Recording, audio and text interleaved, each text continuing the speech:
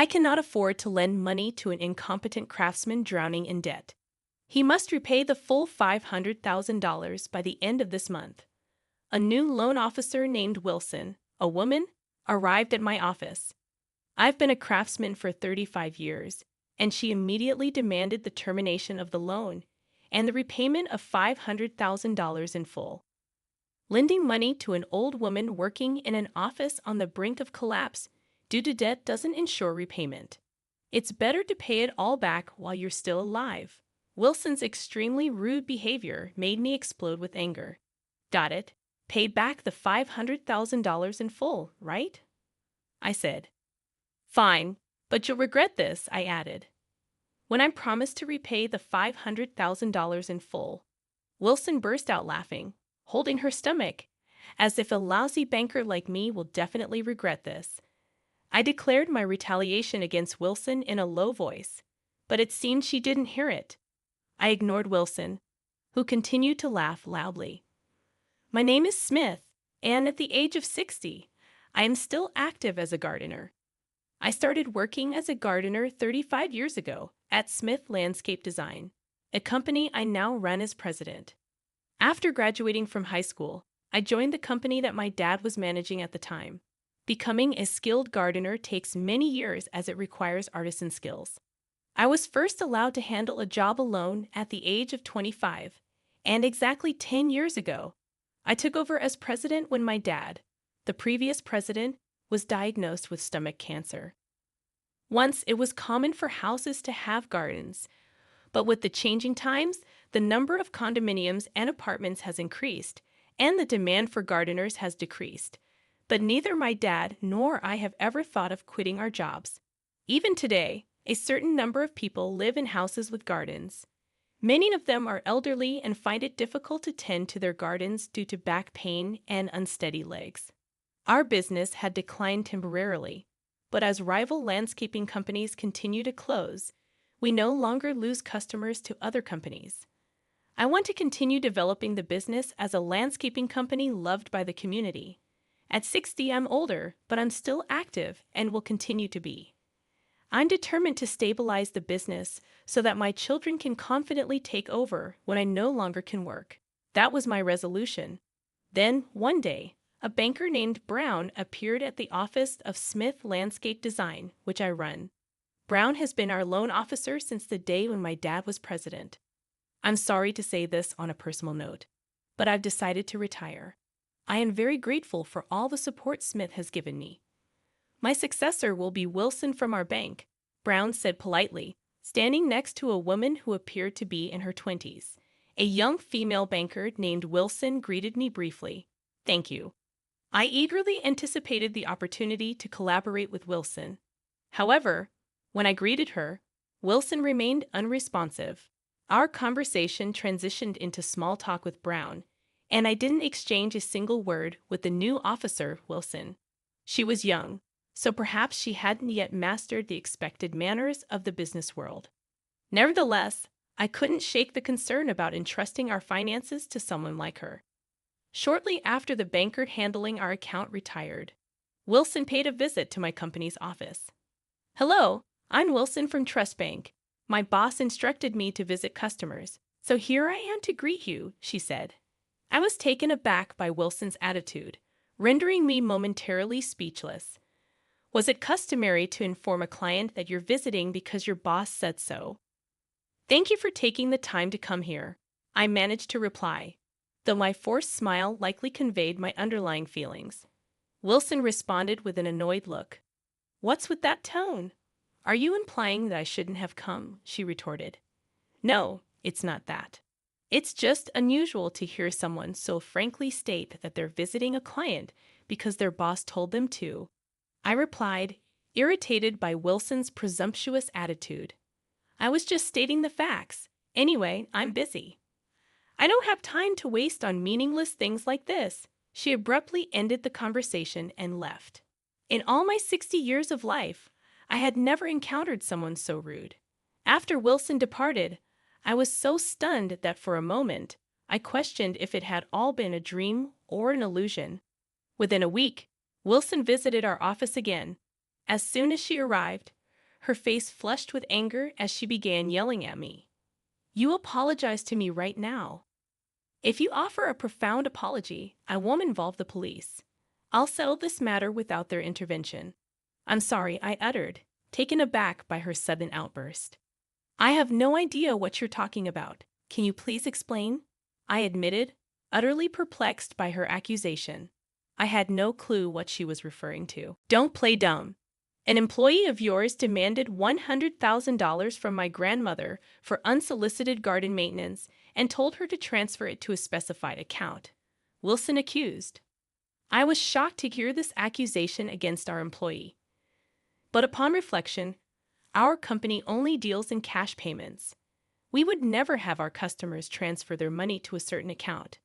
We collect payment in cash directly from our customers upon completion of our work. "Do you have any proof that an employee of our company did what you're accusing us of?" I retorted confidently.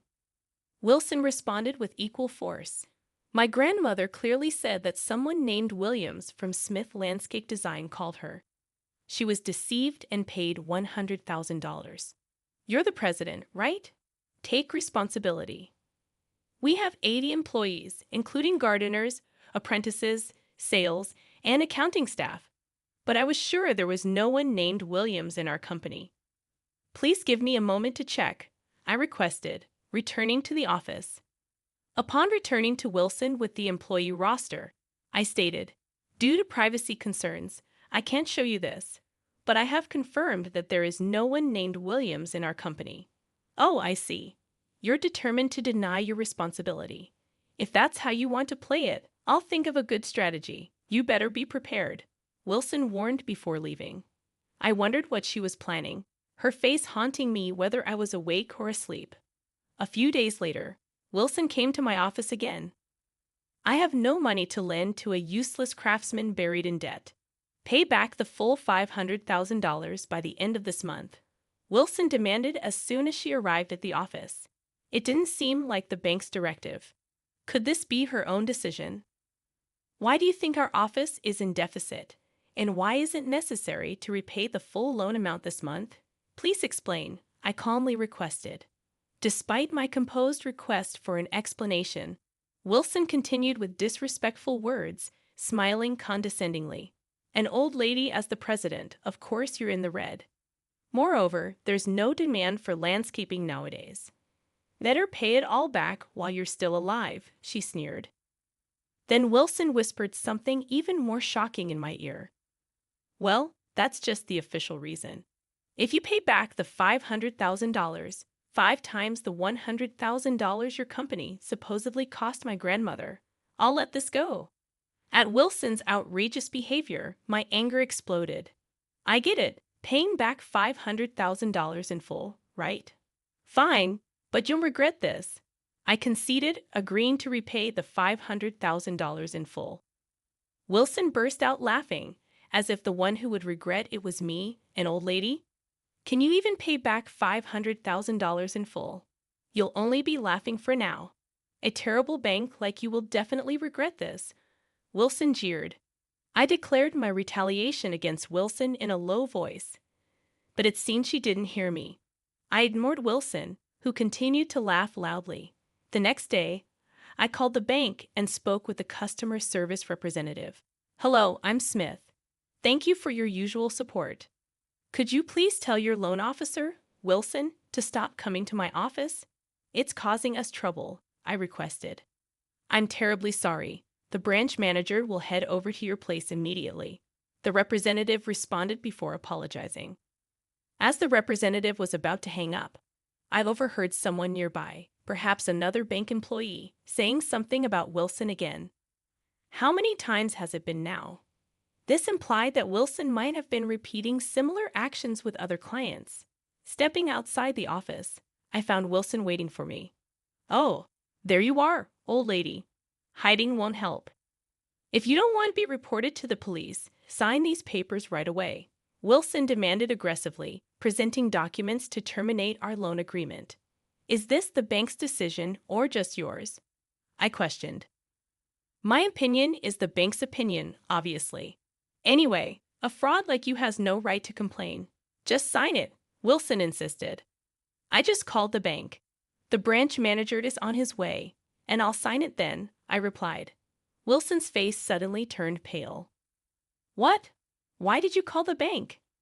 I thought you were just trying to avoid me by not leaving your office, Wilson stammered, visibly unsettled and looking like she wanted to flee. Just then, a bike stopped behind Wilson. I ushered the branch manager, who had just gotten off the bike with a worried expression, and a resentful Wilson into our office's reception area. I am terribly sorry for the inappropriate behavior of our staff member Wilson. It's inexcusable. The manager apologized politely, then glared sharply at Wilson. Why would you do this to one of our most valued customers who has always supported our bank? But this person is a fraud. She scammed $100,000 from my grandmother, Wilson interjected, even while being scolded by the manager, insisting on portraying me as the villain. I explained everything to the branch manager about Wilson's actions. The manager then said to Wilson, if you heard your own grandmother was scammed, would you go straight to the scammer to complain? Wouldn't you normally report it to the police first? I was too distraught to think clearly. If your own family was scammed, could you calmly report it to the police without hesitation? I bet you couldn't, I challenged Wilson. Her defiant attitude made the manager sigh deeply. If you check the customer's information, you should see that Smith is a valued customer. Plus, if there's no one named Williams on Smith Landscape Design's employee roster, it's possible that an outsider pretended to be an employee and made the call, I explained. Wilson seemed to finally realize the possibility of an outsider's involvement. Her expression suddenly changed, and she fell silent. We confirmed Wilson's grandmother's name and address, but there was no record of any landscaping request from her. Moreover, her grandmother lived in public housing. Unless the local government specifically requests our services, we would not perform any work there. In any case, shouldn't the first step be to report it to the police? I suggested. Wilson flinched at my words but ignored them, looking anxiously at the branch manager. It's unbelievable an outsider did this, but it's just a $500,000 loan termination. It's not a big deal, right? You make a fuss over your grandmother being scammed out of $100,000. But you think terminating a loan 5 times that amount is no big deal, Wilson argued. The manager's glare seemed to make Wilson realize it was best to stay quiet. She said nothing more. Wilson may have graduated from a prestigious university, but her humanity is failing. Decisions like terminating a loan cannot be made by a bank employee alone. Such actions require reporting it to and approval from the branch manager, me. Someone who doesn't understand this basic principle has no right to continue working as a banker. We will take strict disciplinary action against Wilson. The manager apologized to me and led Wilson away, almost dragging her by the collar. Alone, I reflected on my past interactions with the bank. Actually, our company currently isn't in a position where we struggle with cash flow without loans. However, we have been receiving loans for the bank mainly as a way to maintain our relationship. Initially, I couldn't understand why we would borrow money when we had enough. My father told me that Smith Landscape Design, founded by my grandfather, had faced several financial crises. It was the banks we had relationships with that helped us each time. Banks have lending targets, and they strive to meet them. But when a business is in trouble and seeks help, banks often hesitate to lend if the performance outlook is poor. Therefore, it's important to take loans when we can afford them to build a repayment record and trust with the bank. This way, they are more likely to help us when we are in need. That's why we have been periodically taking loans. Yet, what was the meaning behind this recent behavior? A novice banker lacking even basic social manners, a branch manager who let such an employee run free. It was clear that the trust we had built was crumbling. I started to feel uneasy about entrusting our important money, let alone receiving loans, to such a bank. After consulting with my family, I made a decision. The next day, I went to Trust Bank to convey my decision. I had informed them of my visit in advance, so upon my arrival, I was immediately shown to the reception room. There, I found the branch manager and Wilson, who both greeted me politely as I entered. Facing their bowed heads, I said, "Regarding the loan, it's fine to terminate it. Fortunately, we haven't used it yet, so we will repay it immediately." Upon hearing my words, the branch manager quickly sat up in alarm. "Mr. Smith, please don't worry about the loan. We have a long-standing relationship. I hope we can continue working together," the manager almost pleaded. But my decision was firm. If I hadn't called the bank, what would have become of Wilson? She would still be coming to my office, hurling insults and rudeness, wouldn't she? I can't trust a bank that allows such employees to run rampant. I'm sorry, but I have to end our relationship. I am truly sorry for what happened. We will take strict action against Wilson. Such an incident will not happen again. Please, won't you continue doing business with us?" the manager said, trying to persuade me. The manager's words didn't resonate with me. "No matter what you say, my decision won't change," I stated firmly. As I was pushing the branch manager away, the reception room door was abruptly opened. A bank employee rushed in, clearly in a panic. From their demeanor, I could tell something had happened. "Excuse me, I must leave," I said as the manager stood up to leave the reception room. A woman's loud voice could be heard. "When I visited your bank the other day, a banker named Wilson said to me, 'We don't lend money to the incompetent.' What kind of training do you give your bankers?" The manager turned back with a worried look. Seeing his reaction, I was convinced that I wasn't the only one affected. He began, but his gaze shifted from me to somewhere else. Following his line of sight, I saw Wilson biting her nails, mumbling to herself. The branch manager quickly approached Wilson. "You're fired as of today. Get out of here right now," he said, pointing to the door. It seemed unexpected, and Wilson, her face turning pale, stared intently at the branch manager before suddenly standing up. Then, with a fluid motion, she made a deep apology. "Please don't fire me. I beg you," she pleaded, but it felt hollow. It was fortunate for us that we didn't rely on the loan, but many businesses must have been seriously affected. Though Wilson didn't have the final say, the thought of businesses being troubled by someone like her was distressing. Do you have any idea how many valued customers we've lost because of you? Your dismissal is the only option. Please give me another chance, the manager argued. Enough. You're fired, he finally said. Their argument seemed endless. Realizing that watching any longer was a waste of time, I left. Standing up and drawing their attention, I decided to say one last thing to Wilson, who was pathetically clinging to the manager. "Wilson, remember you said I wouldn't regret it. This is the result. It's all your own doing," I stated firmly. At my words, Wilson collapsed in despair. Later, the branch manager came to inform me about Wilson's dismissal, pleading, "Please give us another chance." But of course, I refused. Wilson was wrong for her outrageous behavior towards customers, but the branch manager, who let it continue, was also responsible. It seemed other customers felt the same way. The customer exodus didn't stop, and eventually, the branch was closed, and the building was demolished. The site was turned into a park. About a half-year later, I saw a woman who resembled Wilson, but she was so tanned it was hard to tell if it was really her. However, it was likely her. "You claim to be a former elite banker, but can't even get this right," I thought, seeing her being scolded by a senior. After her dismissal from the bank, she seemed to have become a traffic guard at a construction site, tanned and sweating, being yelled at over the radio. No one would guess that she once was a banker. Watching Wilson, I hoped that this tough job might bring a slight change of heart in her. Meanwhile, I took on the landscaping for the park that replaced the bank. Our business suddenly got busier.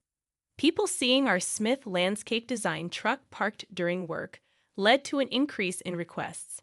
We started getting requests for grass maintenance and shared areas of parks, condominiums, and apartments, being used to maintaining gardens for detached houses. This was somewhat unfamiliar. But to continue thriving as a gardener, adapting to the diverse needs of various clients might be essential. I wanted to keep contributing as a gardener and watching our business grow.